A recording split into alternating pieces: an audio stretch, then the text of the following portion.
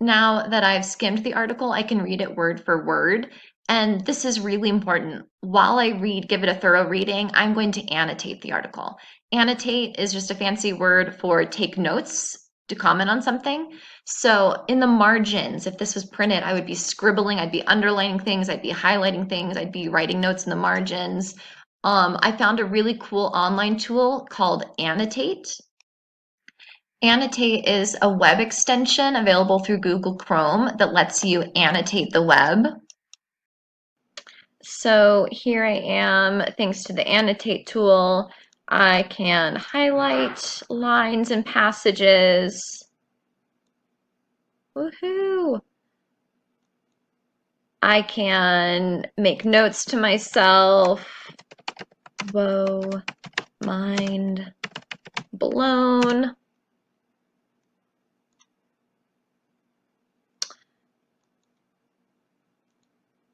So now I can mark and annotate sources online as easily as I can mark and annotate sources that are printed, which is very exciting.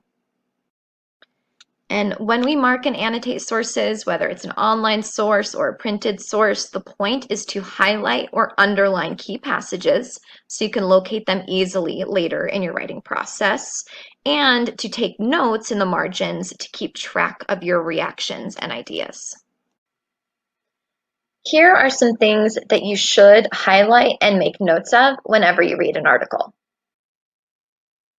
Underline their thesis, which is often a sentence that gives their main claim or the main question that they're trying to answer.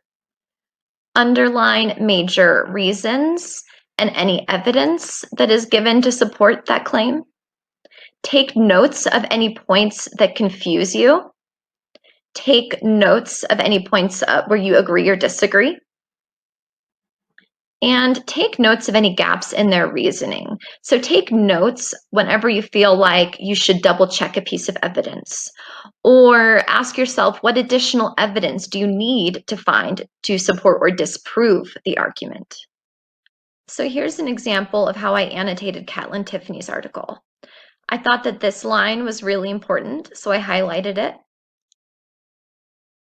And I left a comment. So the sentence, getting famous on TikTok can happen very quickly. I noted that this seemed to be a main point or a claim. And furthermore, I noted that I need more evidence to accept this claim. So I wrote, is this really as common and easy as the author makes it sound? As evidence, she gives a few examples of teen girls becoming overnight celebrities, but is that representative of the broader trend? How many girls don't get famous versus those who do? Is it significantly more than other apps? So I feel like I need more evidence to support the claim that teenage girls can get famous on TikTok more easily than any other app.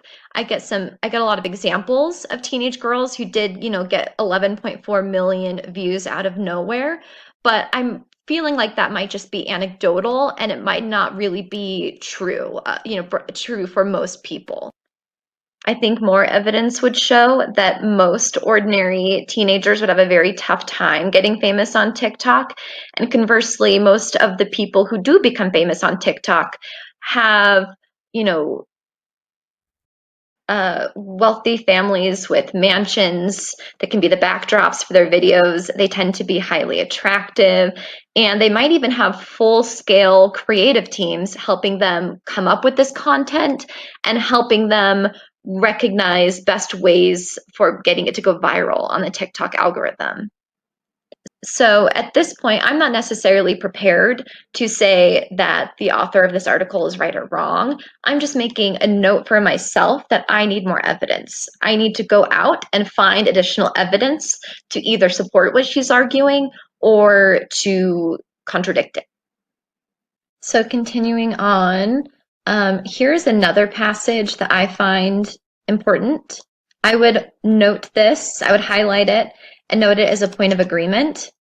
So here, a media researcher, Melanie Kennedy from the University of Leicester, argues that ordinary teenage girls are more likely to become popular on TikTok because this is a platform that is, the viewers are primarily teenage girls. And so it's a platform that is, the viewers are primarily teenage girls. And so it's a platform that is going to reward goofiness and ordinary videos that show girl culture. Quote, many people go from no followers to hundreds of thousands in a matter of days, in part because TikTok turns the kind of things they've been doing for decades, dancing in their bedrooms, joking around with their friends, fighting with their parents, into a global spectacle. I think that this is a really interesting idea, and one that I would then connect with this passage. So here she says, we've always, teens were going viral before TikTok even existed. Girls have often been tasked with providing a culture's levity. Younger girls always looked up to older girls and tried to emulate them. For example, the entertainment industry helped turn Britney Spears into an object for young girls to worship. So I would mark this as a really interesting point to expand upon. It seems to me that one of the cooler ideas to come out of this article is that if young girls are dominating this platform and choosing for themselves what they want to watch and creating the content themselves, if it really is a platform made by and for teenage girls, without the influence, the middleman of the entertainment industry, then that suggests that, one possible upside, which the article doesn't talk about, is that now, it's not like these new celebrities aren't like Britney Spears. They're ordinary, average teenage girls who are presenting potentially a more realistic, positive, self-accepting, more goofy, real portrayal of a teenage girl, as opposed to this sort of hypersexualized, idealized, unrealistic vision of an American teenage girl, which, the male-dominated, entertainment industry, the entertainment industry, which was primarily created by and for older men, they were the ones who were giving us our teenage celebrities before and telling us what a teenage girl should look like and how she should behave. And it's cool to think that now we have this platform where teenage girls themselves get to produce content and share their own visions of themselves and get to choose, what becomes popular without the influence of the male dominated entertainment industry. So I think that's something she could have expanded upon, and that's a positive that she could have seen coming out of TikTok. So that's a point where I would say this is interesting. There's some I agree with, but I disagree. But I think she could have gone further. And this is an area I would make a note to myself. This is an area where I can expand. I can say something new. Finally, I'm going to note this important passage where she sort of gives her main reasons for why this app and the the rise to celebrity for ordinary teenage girls on TikTok could be dangerous. Her main reasons are audiences can be fickle and demanding and mean. Adults can be creepy and dangerous, and teenagers can lack foresight. They might not want to be known forever for the things they say online as a minor. I would note this as a potential point of disagreement. So I'm not necessarily saying that these things aren't true, but they seem kind of basic to me. So, we've heard over and over again from every, we've heard over and over again from every, social media app that, cyberbullying is possible. Adults are creepy, so I guess men were making subreddits about Mooptopia's feet, which is very disturbing. And teenagers, that everything you put online is going to be saved forever. And teenagers might make bad decisions, which then are going to haunt them for the rest of their lives. So I'm not saying that's not true, but it's basic. We've heard it all before. It's not unique to TikTok.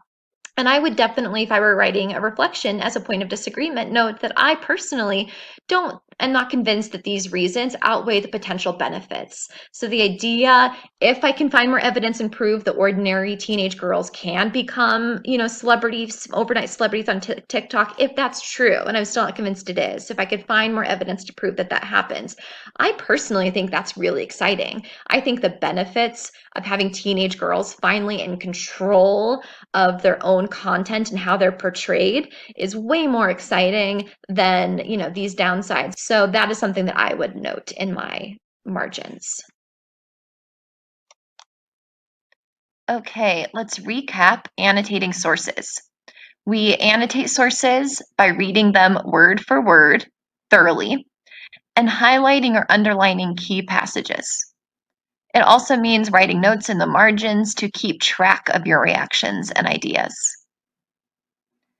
Specifically, we're going to be sure to note the thesis and main claims, any major reasons and evidence, any points of confusion, points of agreement or disagreement, gaps in their reasoning, specifically evidence that we need to find to back up or disprove their argument.